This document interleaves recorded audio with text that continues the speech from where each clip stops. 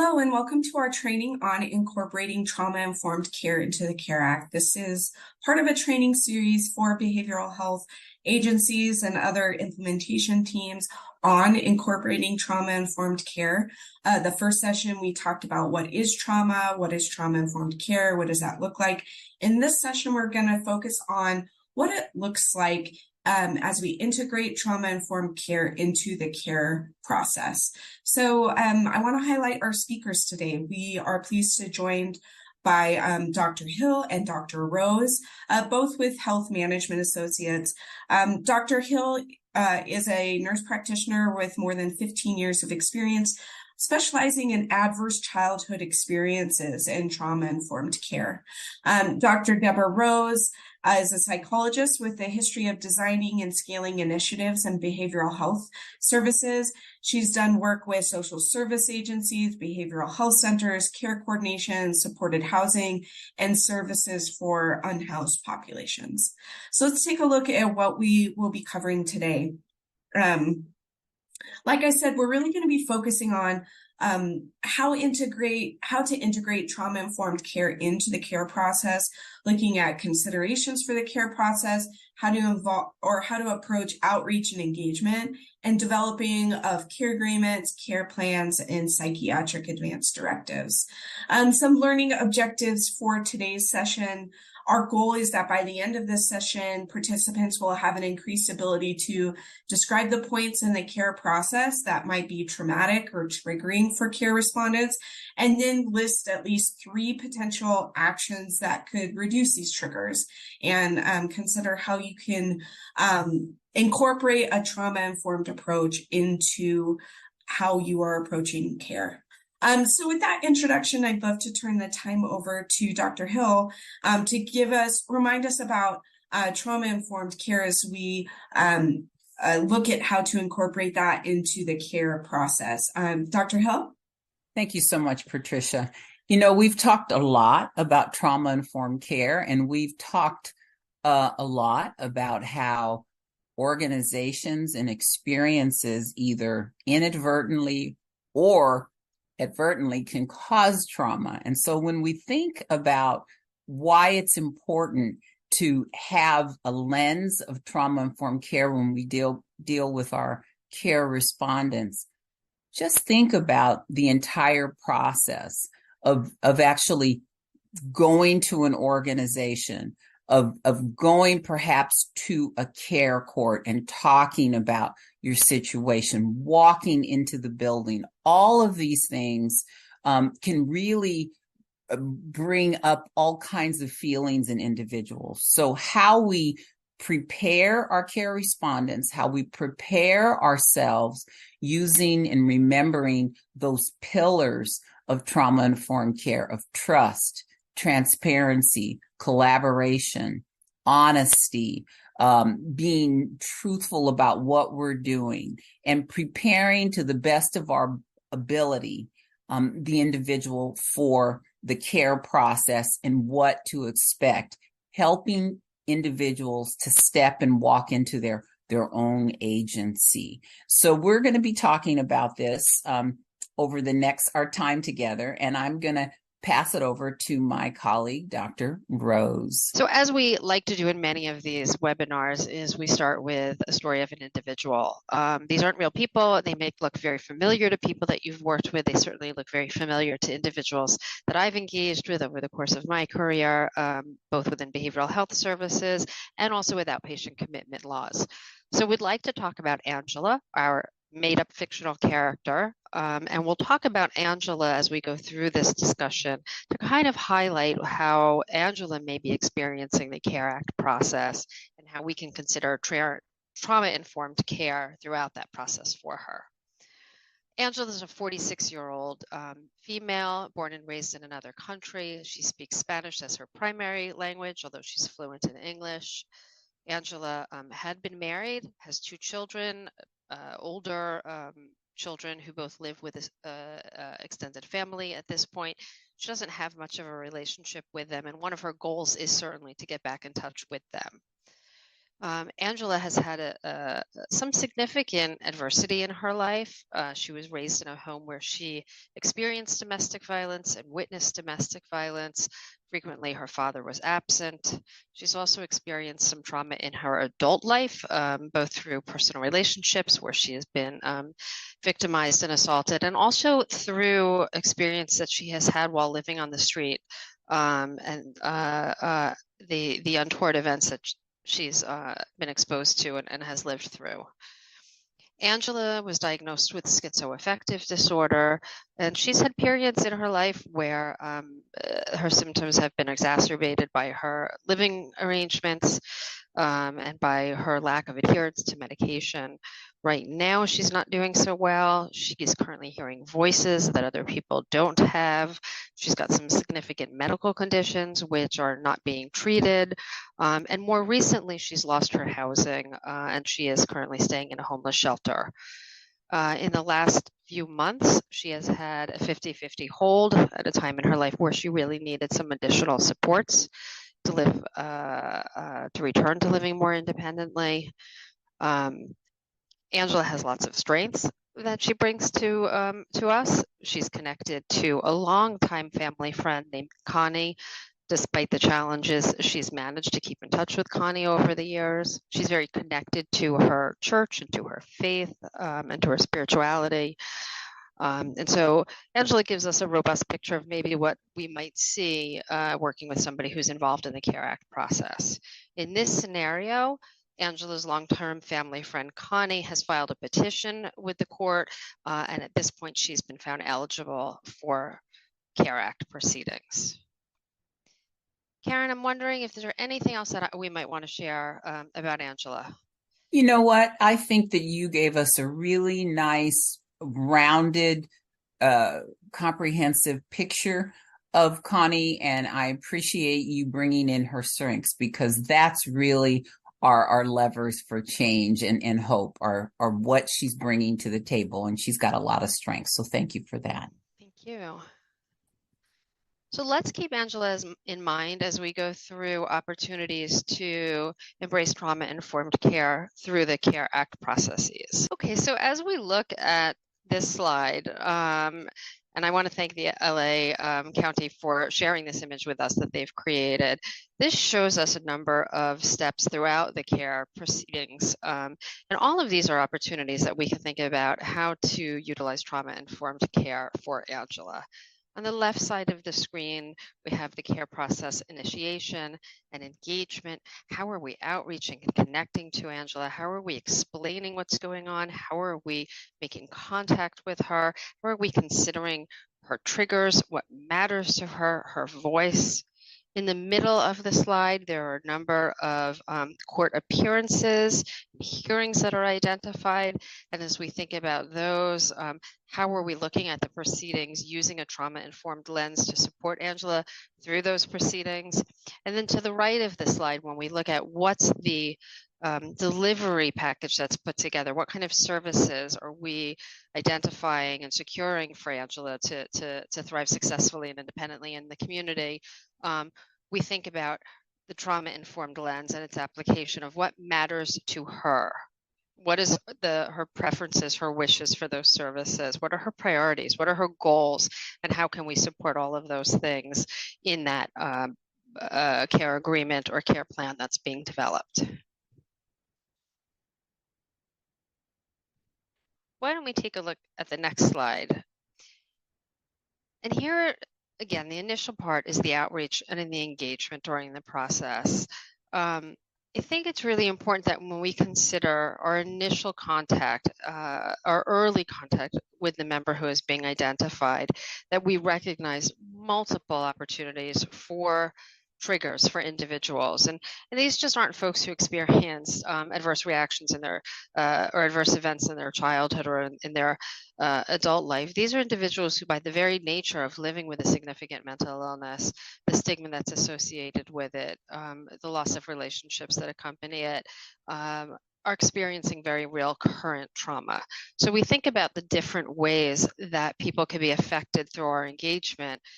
Certainly strangers, people who are in uniforms, police officers or other uniformed personnel, the authority figures that are coming at somebody who may be very well intended, wanting to offer support and engagement. These can be very jarring for folks who have experienced any kind of trauma. And so when we consider how we approach somebody about the CARE Act, let's think about some of the ways that you can use trauma-informed care. Maybe learn a little bit more about the person before. What language do they prefer speaking? Is there any foods that we can introduce in that initial visit? Are there other things that you've heard the person enjoys that you may be able to have a nonverbal connection and just spend a couple of moments or longer engaging with the individual?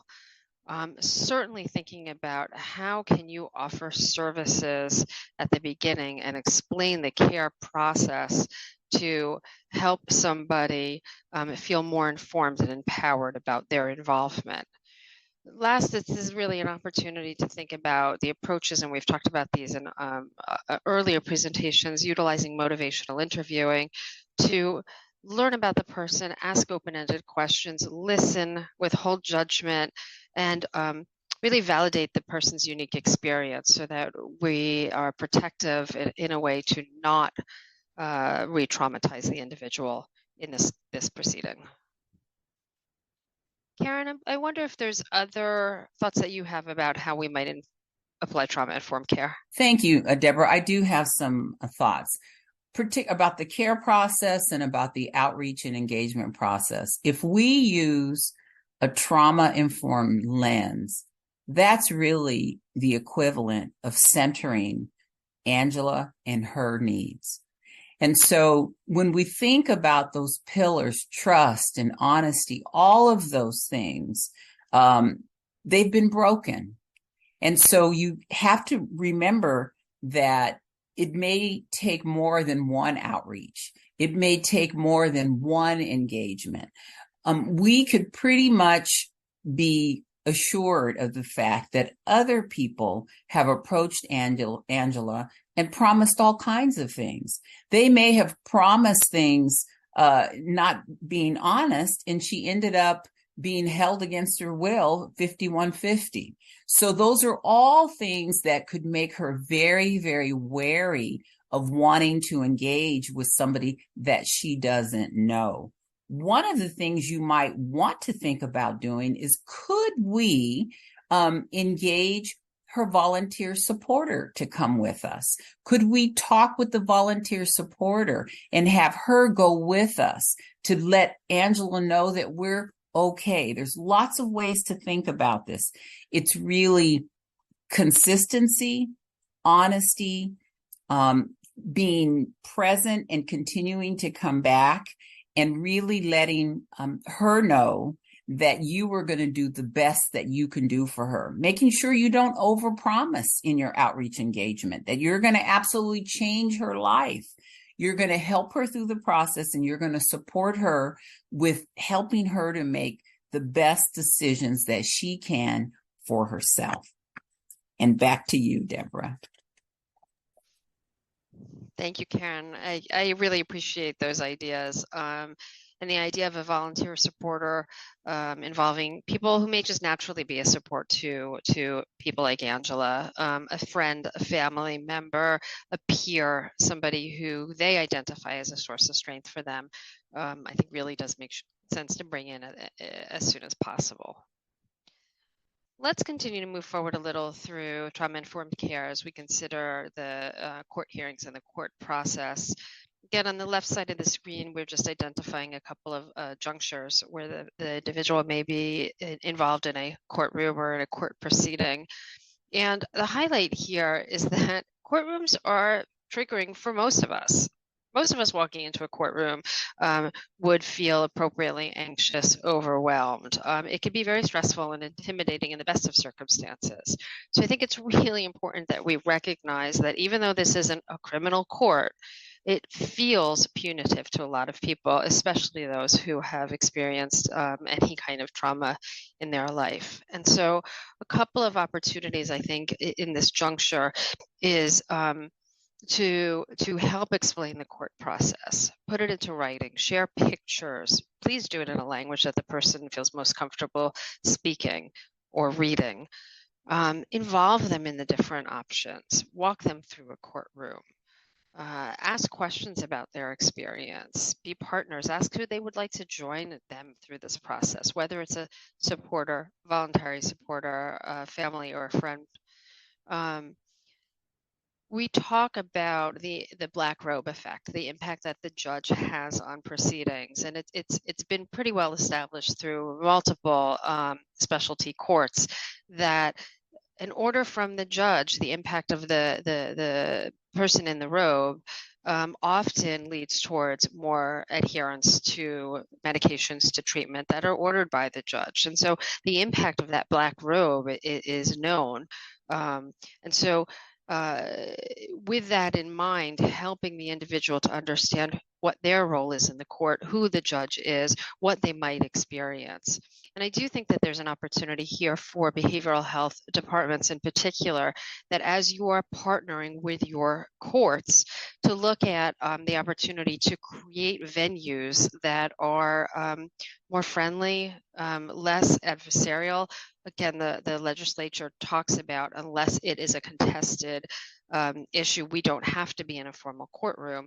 And so to look at creating scenarios where people can go through the CARE Act proceedings in a way that feels more user-friendly. If this is so traumatizing and so triggering for Angela, we can also share with her that she doesn't have to be present. She can hear everything that happened afterwards.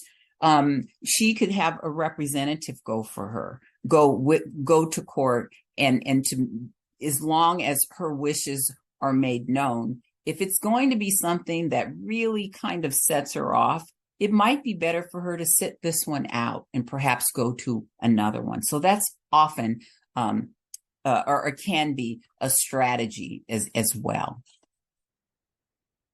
Now I'll pass it back to you, Deborah. Thank you for adding that. Mm-hmm. And again, to your point, it's a great opportunity to pull in people that Angela, or folks like Angela, who they trust, mm-hmm. To represent them and to support them through the process. Let's take a look at a few of the outcomes of some of these proceedings, including the care agreement, the care plan, and eventually a graduation plan, and think about where we can use a trauma-informed approach in those activities. Mentioned earlier motivational interviewing, and the development of all of these plans can certainly be embraced by utilizing motivational interviewing, asking open-ended questions, affirming the person's response, withholding judgment, so that you can hear the person's voice, preferences, goals, wishes. I think it's essential that folks who have experienced trauma, or folks who have been unengaged in services, this is the opportunity to really involve that person and empower them as participants in their own care plan and in their own care agreement. It's an aspect of recovery that's absolutely essential to, promote success and independence. And so when we think about what's going into a care agreement or a care plan, involving that person, what are their hopes? What are their wishes? What are their goals? Where would they like to receive services? Do they have a preference of agencies or locations? Certainly, if there's meds involved, do they have a preference in what kind of meds are given, what venue the meds are given, by whom meds and prescriptions are provided? Perhaps somebody does have a preference for an IM over oral meds.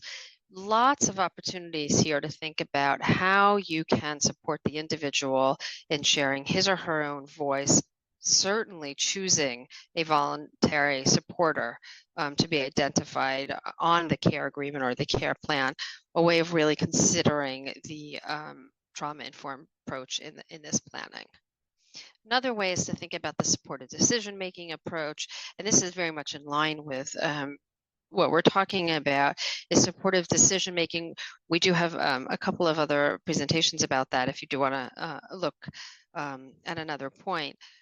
Supportive decision making really, again, promotes self-determination, autonomy, helps the individual make decisions, express decisions, share priorities and desires, so that we can have those things reflected in what's documented in a care agreement or a care plan. So let's take a look at how trauma-informed care can be brought into psychiatric advance directives, and how psychiatric advance directives can be brought into a trauma-informed lens.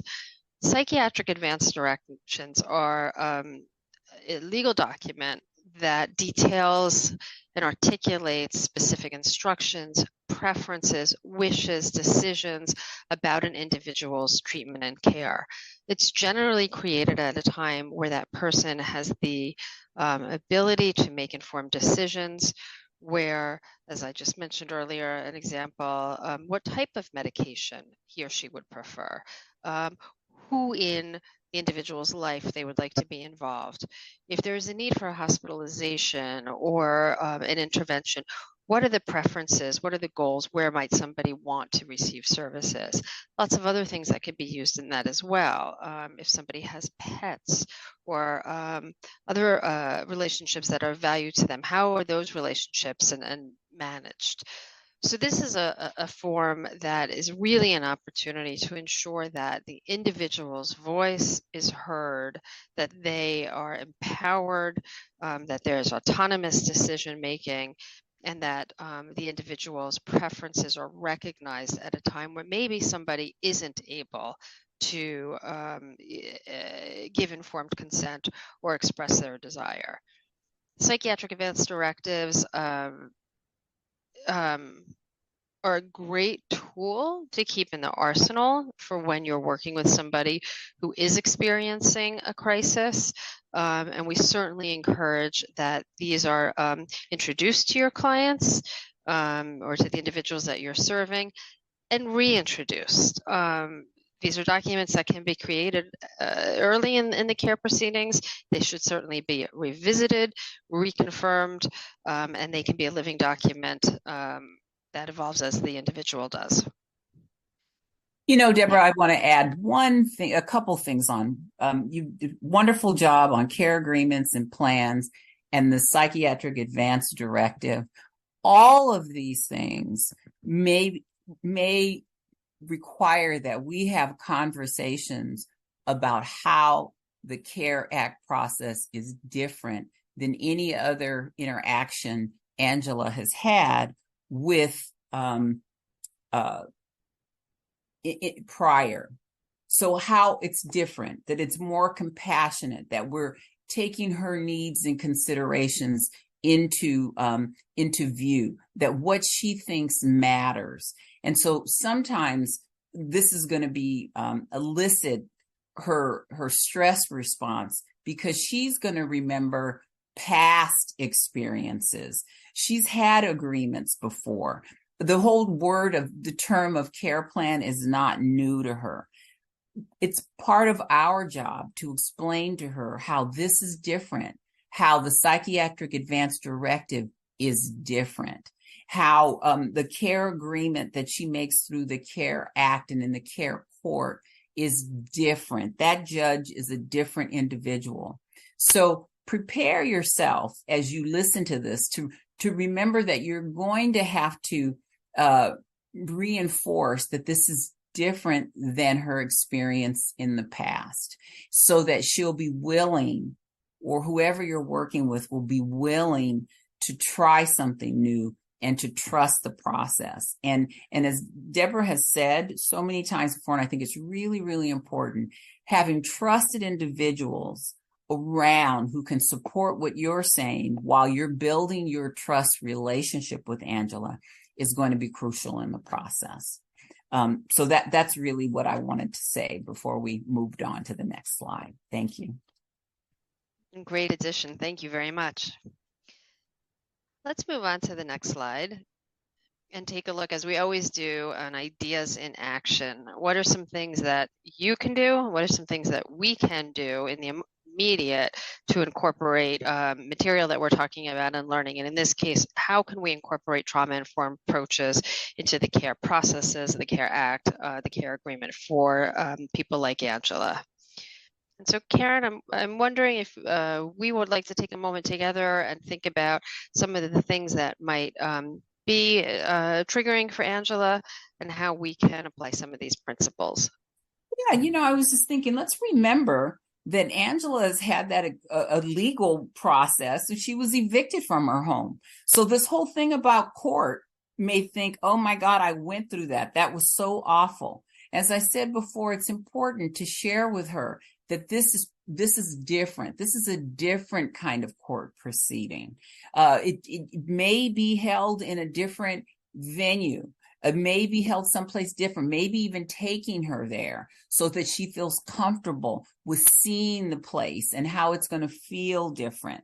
Remember that English is not her first language. Let's find out if she wants the proceedings to be done in English, or does she want them to be done in Spanish. She has a choice over that, and we can make sure that that happens, that somebody is writing down what happens so that she has sort of a living transcript a bit, if for lack of a better word, of what really happened. Sometimes we get into these situations and you walk out and you can't even remember what was even happening. So perhaps take notes and have a debrief after it's over, and a prep before you go in to make sure that she's ready. Some things to do is make sure that Angela has slept the night before, that she's had a breakfast before she goes, that she feels as comfortable if she decides to go to the court hearing, that she feels as comfortable as she can and has as much support around her as necessary. Authority may intimidate her, and so prepare her for that. She may not like the idea of having anybody tell her what to do, feeling trapped in that sense. So there's all of these things I think are important. And just to remember to prepare yourself, make sure that you're ready to handle perhaps a triggered Angela, and that you have some tools in your toolbox to help her. Some deep breathing, a little short walk before you go, a relaxation exercise before you walk in. Some things that you can pull out of your toolbox, and some things that perhaps you've been working with Angela so that she can pull out. If she feels herself getting nervous, some things that she can do to calm herself down. We've talked a lot about music, or maybe she likes tea, or that she's hydrated. All of these things will make a difference, I think, and be a trauma-informed approach. Back to you, Deborah. Thanks, Karen. Great contribution. Really thinking about Angela and her whole experience, a holistic perspective. So I want to thank folks who joined us today and who are listening to this, and encourage you to implement a couple ideas in action of how you might use the trauma-informed lens as you're working with people like Angela and others. And I am going to return to my colleague, Patricia. Thank you, Dr. Rose and Dr. Hill, for sharing your thoughts about how we can incorporate trauma-informed care into the care process. Our goal by the end of this session was that participants will have an increased ability to describe the points in the care process that might be triggering or traumatic for care respondents. Dr. Hill and Dr. Rose talked about the court proceedings, the engagement process, the care planning, all those points that could bring up past trauma, and then describe some of those potential actions that you could do or encourage others do to reduce these triggers. So I appreciate you all sharing your thoughts related to actions that we can take. A couple next steps we wanted to highlight. Please continue to visit the CARE Act website for more resources and trainings. Deborah mentioned a training on supported decision-making. We have a few different resources there for you to use there in better understanding that approach. We also have our other series on trauma-informed care. So we have both an a series for volunteer supporters to better understand how trauma-informed care can fit into their work, and also the present series for behavioral health agencies and other members of the implementation team. So an introduction to trauma-informed care and organizational considerations. We also have a training on workforce and sustainability with trauma-informed care, and that is geared towards those doing the work and how they can create resiliency and sustainability for the work that they're doing, and some approaches that they can take when experiencing vicarious or secondary trauma of participating in this work. We also wanted to share how you can get in contact with us. So like we mentioned, the CARE Act website is always a good place, but there really is no wrong door. If you want to send out an email to this email address, so info@careact.org, we can route you to the appropriate person and help provide some TA resources. And then we also wanted to highlight another training on psychiatric advanced directives that we did. And this is really an innovative approach. It's different from advanced health directives and can really create a creative space for how you approach PADS as part of the care process. We thank you for your time, and please reach out if you have any questions. Thank you.